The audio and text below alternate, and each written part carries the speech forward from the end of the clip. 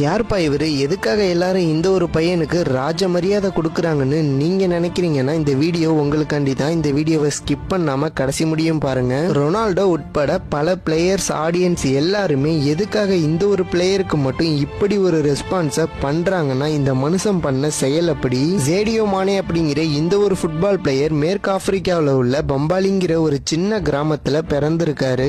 சேடியோ மானே பிறந்த கிராமத்தை சுத்திலும் ஹாஸ்பிட்டல், ஸ்கூல் இது மாதிரி எந்த ஒரு வசதியுமே அந்த ஊர்ல இல்ல. அதனாலேயே சேடியோ மானே ஃபுட்பால் மூலியமா அவர் சம்பாதிக்கிற முக்காவாசி பணத்தை பிறந்த நாட்டுக்கே பல உதவிகளை பண்ணிக்கிட்டு வராரு. $5 லட்சம் செலவு பண்ணி அவரோட கிராமத்துல ஒரு ஹாஸ்பிட்டலை இலவசமா கட்டி கொடுத்திருக்காரு. சேடியோ மானே இது மாதிரி பம்பாலி அப்படிங்கிற அவரோட கிராமத்துல $2 லட்சம் செலவு பண்ணி ஒரு ஸ்கூலை இலவசமா கட்டி கொடுத்திருக்காரு. அது மட்டும் இல்லாம பம்பாலி கிராமத்துல இருக்கிற ஒவ்வொரு குடும்பத்துக்கும் மாசம் மாசம் $100 கொடுத்துக்கிட்டு வராரு. சேடியோ மானே பம்பாலி கிராமத்துக்கு தேவையான எல்லா வசதிகளையும் இப்போ முடிய செஞ்சுக்கிட்டு வராரு.